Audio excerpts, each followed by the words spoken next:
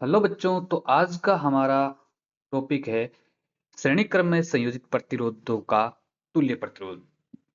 और उसके बाद में हम पढ़ेंगे पार्श्व क्रम यानी समांतर क्रम में जुड़े हुए प्रतिरोधों का तुल्य प्रतिरोध। यहाँ पर श्रेणी क्रम में तीन प्रतिरोध R1, R2 और R3 जुड़े हुए हैं और हम इनका तुल्य प्रतिरोध ज्ञात करेंगे, यानी ऐसा प्रतिरोध का मान ज्ञात करेंगे जो इन तीनों के बराबर प्रतिरोध लगाता है। यानी मैं इन तीनों को हटा के एक प्रतिरोध लगा दूं तो वो यहां पर कितना प्रतिरोध लगाएगा। तो श्रेणी क्रम में संयोजित है ये तीनों तार, और मान लेते हैं कि ये तीनों मिलकर कितना प्रतिरोध लगाते हैं, आर प्रतिरोध लगाते हैं। तो माना तुल्य प्रतिरोध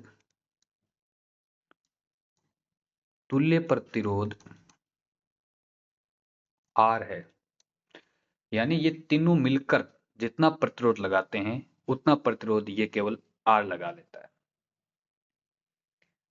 अब देखो, R1 जो है उसके दोनों बिंदुओं के मध्य विभवांतर V1 है, R2 के दोनों बिंदुओं के बीच में विभवांतर V2 है और R3 के दोनों बिंदुओं के बीच में विभवांतर V3 है। तो यहाँ टोटल जो विभवांतर होगा तीनों का, वो इन तीनों का योग हो जाएगा, यानी V1 plus V2 plus V3 हो जाएगा। ये बात आपको श्रेणी क्रम में विशेष ध्यान रखनी, याद करना है। श्रेणी क्रम में टोटल जो विभवांतर V होता है वो तीनों विभवांतरों के योग के बराबर होता है। तो हम यहाँ लिख सकते हैं, चूंकि V बराबर टोटल विभवांतर, इस परिपथ का टोटल विभवांतर V है, यानी x और y के बीच का विभवांतर V है, तो ये जो V होगा ये इन तीनों विभवांतरों का योग होगा। किस किस का? V1 plus V2 plus V3, इन तीनों का योग होगा। ठीक है। अब ओम के नियम से हम जानते हैं, ओम के नियम से, और ओम का नियम क्या कहता है? ओम के नियम से, ओम का नियम कहता है V बराबर आई आर होता है। V बराबर क्या होता है? आई आर होता है। और हम यही करेंगे, एक तो इस पूरे परिपथ के लिए ओम का नियम लगाएंगे। पूरे परिपथ में विभवांतर V है, धारा I है और तुल्य प्रतिरोध, टोटल का तुल्य प्रतिरोध हमने माना है R है। तो यहां पर यह समीकरण नंबर 1 है। 1 नंबर समीकरण में अगर मैं ओम का नियम लगाता हूँ, V की जगह मैं क्या लिख सकता हूँ? I R. तो V की जगह लिख दिया मैंने आई आर बराबर। अब V1 की जगह क्या लिख सकता हूँ? V1 ये रहा हमारा। V1 बराबर क्या लिखूंगा मैं? V1 किसके बिंदुओं के बीच में विभवांतर है? R1। तो यहां पर क्या आएगा? आई R1 आएगा। देखो, आई R1 में, R2 में, R3 में धारा तो आई बह रही है। जितनी धारा यहां बह रही है उतनी धारा R1 में, उतनी धारा R2 में, इतनी धारा R3 में। समान श्रेणी क्रम में याद रखना है, धारा समान होती है, विभवांतर अलग अलग होते हैं। ये बात आपको याद रखनी है। धारा समान होती है, विभवांतर तीनों का अलग अलग होता है। और समांतर क्रम जो होता है इसका, मैं इसका उल्टा होता है, इसको हम आगे पढ़ेंगे। तो V1 की जगह मैं क्या लिख दूं? आई R1 प्लस V2 की जगह क्या लिख दूं? आई R2 लिख दूं, प्लस V3 की जगह आई R3। ये बात आपको समझ आनी चाहिए। अब देखो, आई आर बराबर, यहाँ तीनों में कॉमन है आई, तो मैं आई यहाँ से कॉमन ले लेता हूँ। आई कॉमन लिया तो यहाँ बचा R1 प्लस यहाँ आई कॉमन आ गया तो R2 प्लस यहाँ आई कॉमन आ गया तो R3 बच गया। अब देखो, ये आई आर के गुणा में इधर बटा में जाएगा तो इस आई से ये आई कैंसिल हो जाएगा और आर बराबर क्या आ जाएगा? R1 plus R2 plus R3। और यही हमारा तुल्य प्रतिरोध का सूत्र हो गया। श्रेणी क्रम में जितने भी प्रतिरोध जुड़े होते हैं उनका योग करने पर हमें उनका तुल्य प्रतिरोध प्राप्त हो जाता है। फॉर एग्जाम्पल, मान लेते हैं R1 जो है, हमारा जो R1 है वो 2 ओम का है। R1 2 ओम का है, R2 4 ओम का है और R3 1 ओम का है। तो मैं कह देता हूं कि ये जितना तुल्य प्रतिरोध लगाते हैं तीनों मिलकर, उतना एक प्रतिरोध जोड़ दूं तो वो कितने ओम का होना चाहिए? तो आप जानते हैं तुल्य प्रतिरोध मान लो R है, तो इन तीनों को जोड़ दो। R1 प्लस R2, R1 कितना है? 2 ओम, प्लस R2 कितना है? 4 ओम प्लस R3 कितना है 1 ओम। ये तो तीनों अलग अलग मैंने एग्जांपल में लिए, वही मैं यहाँ पर जोड़ रहा हूँ। तो यहाँ पर 2 4 6 1 7 ओम। तीनों प्रतिरोध R1 2 ओम का है, R2 4 ओम का है और R3 1 ओम का। इन तीनों को हटाकर मैं एक प्रतिरोध लगाऊं तो वो कितने का होगा 7 ओम का होगा। ये बात आपको ध्यान रखनी है। तो इस प्रकार हम श्रेणी क्रम में संयोजित जो प्रतिरोध होते हैं उनका तुल्य प्रतिरोध ज्ञात कर सकते हैं। एग्जाम में आपको ये पूछेगा कि श्रेणी क्रम में संयोजित दो प्रतिरोध R1 4 ओम का, R2 6 ओम का है, तो तुल्य प्रतिरोध कितना होगा, तो दोनों को जोड़ देना सीधा। ये होता है श्रेणी क्रम में। ठीक है, अब हम पढ़ते हैं जो समांतर क्रम होता है या पार्श्व क्रम होता है उसमें क्या होता है, तो उसका भी देख लेते हैं। देखो यहां लिखा है, देखो मैंने जो चित्र बनाया है उसमें R1 R2 R3 ये पार्श्व क्रम या समांतर क्रम में जुड़े हुए हैं। पार्श्व क्रम में क्या होता है कि सभी प्रतिरोधों का पहला सिरा आपस में जुड़ा होता है, इधर दूसरा सिरा जुड़ा होता है। श्रेणी क्रम में पहले प्रतिरोध का दूसरा सिरा और दूसरे का पहला सिरा जुड़ा होता है, ये आप ध्यान रखेंगे। और यहां हम देख रहे हैं, मैं मान लेता हूं इनका तुल्य प्रतिरोध R है। इन तीनों का तुल्य प्रतिरोध कितना है R है, और इस R का ही मुझे मान ज्ञात करना है। यहां समझने वाली बात यह है, जैसे मान लो कि यहां से I धारा चली, I धारा चलते चलते ये धारा आई आपके X के पास, और X बिंदु पर आने के बाद में ये धारा अलग अलग दिशाओं में बंट जाती है। मान लो ये 5 एम्पीयर की धारा थी, तो R1 में कुछ R1 में चल जाती है, कुछ R2 में चली जाती है, कुछ R3 में। मैंने एग्जांपल के तौर पे बता रहा हूँ। जैसे मान लो R1 में 1 एम्पीयर चली गई, R2 में 2 एम्पीयर, R3 में 2 एम्पीयर। तो ये टोटल धारा, अगर मैं इन तीनों को जोड़ता हूं तो वापस कितना आता है 5 ही आता है। वापस कितना आएगा 5 ही आएगा। तो याद ये रखना है, जब हमारा क्रम पार्श्व क्रम या समांतर क्रम होता है तो तीनों प्रतिरोधों में धारा अलग अलग होती है। और श्रेणी क्रम जो था वहां पर धारा सेम थी लेकिन विभवांतर अलग अलग था। यहां विभवांतर तीनों का सेम रहेगा लेकिन धारा तीनों की अलग अलग रहेगी, ये ध्यान रखना है। तो मैं मान लेता हूं कि इसमें आई धारा बह रही है, तो आई धारा बह रही है तो आई बराबर क्या हो जाएगा, आई बराबर ये तीनों धारा जुड़ जाएगी। I1 जो R1 में बह रही है, I2 जो R2 प्रतिरोध में बह रही है, और I3 जो R3 प्रतिरोध में बह रही है। ये आपको ध्यान रखना है। ठीक है, अब ओम के नियम से वापस ओम का नियम लगाएंगे। ओम के नियम से,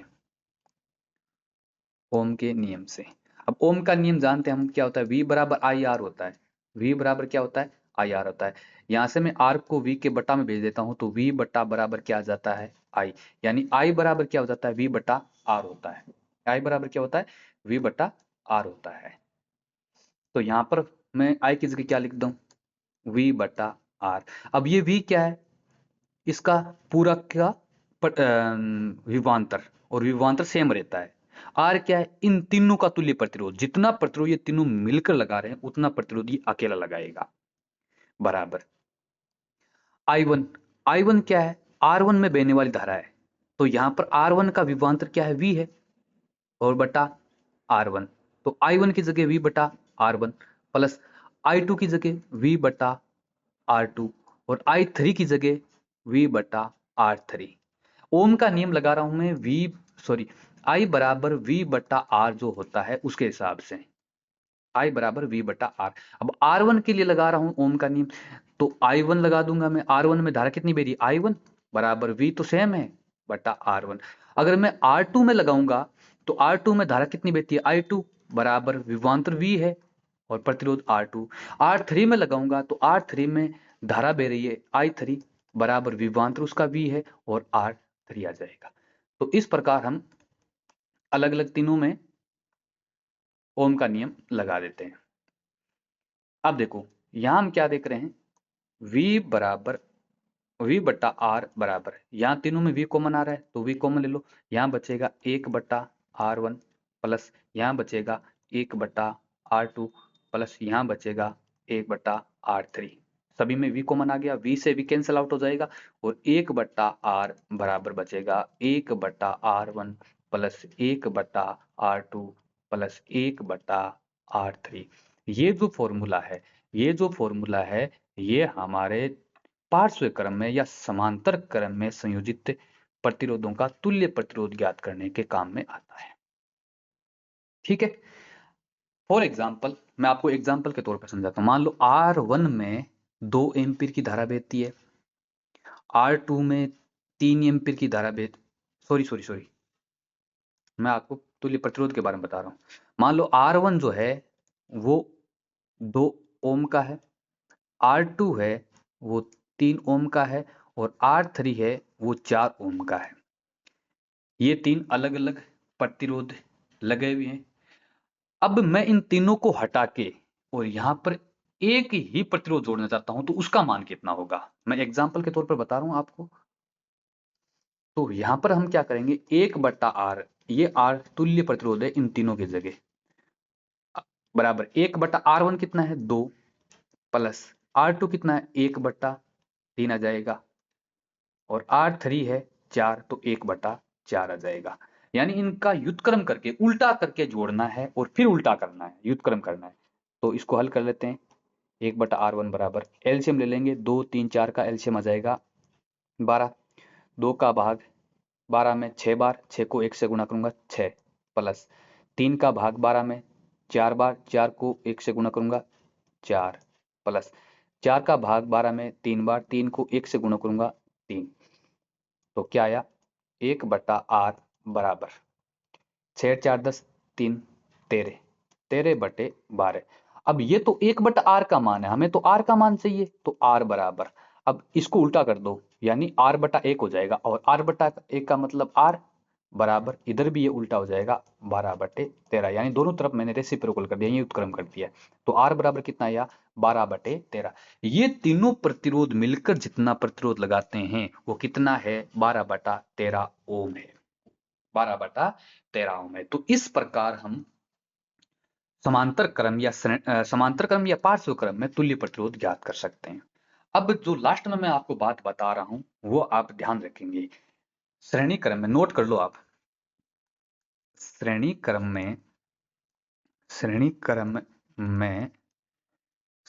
में और पार्श्व क्रम में ये बात आप अच्छे से याद कर लेंगे। जो मैं अभी लिख रहा हूं ये बहुत इंपॉर्टेंट है, एग्जाम में आपको ये याद है, क्योंकि एग्जाम में सबसे ज्यादा कंफ्यूज होता था कि श्रेणी में क्रम में क्या करें और पार्श्व क्रम में क्या करें। श्रेणी क्रम में धारा समान रहती है, धारा समान रहती है और विभवांतर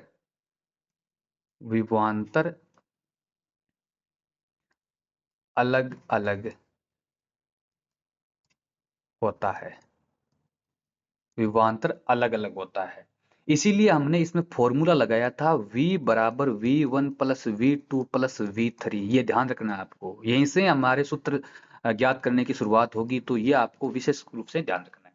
पार्श्व क्रम में क्या होता है, पार्श्व क्रम में विभवांतर समान रहता है, विभवांतर समान रहता है और धारा अलग अलग रहती है, धारा अलग अलग होती है। ये आप विशेष रूप से ध्यान रखेंगे। इसीलिए हमने यहाँ पर जो धारा I था इसका हमने क्या किया, I1 plus I2 plus I3 किया और इसमें हमने ओम का नियम लगाया था जिससे हमें सूत्र प्राप्त हुआ था। तो विशेष रूप से ध्यान रखना है, श्रेणी क्रम में आपको V बराबर V1 plus V2 plus V3 लगाना है, जिससे आपको R बराबर यानी तुल्य प्रतिरोध R1 plus R2 plus R3 प्राप्त हो जाएगा। और पार्श्व क्रम में ये जब सूत्र लगाओगे तो आपको 1/R बराबर 1/R1 plus 1/R2 plus 1/R3 प्राप्त होगा। श्रेणी क्रम में सीधा योग करना है तुल्य प्रतिरोध ज्ञात करने के लिए, पार्श्व क्रम में दिए गए प्रतिरोधों का व्युत्क्रमों का योग करके व्युत्क्रम करना है। तो इस प्रकार आप ये जो समांतर क्रम श्रेणी क्रम वाला जो कंसेप्ट है वो समझ सकते हैं। आई होप कि आपको समझ में आया है, और यदि आपको समझ में आया तो वीडियो को लाइक कर दीजिए, अपने दोस्तों के साथ शेयर कर दीजिए और इसी प्रकार के कंसेप्ट सीखने के लिए नोटिफिकेशन है वो ऑन रखें ताकि आपको हमारे वीडियो मिलते रहे। Thank you.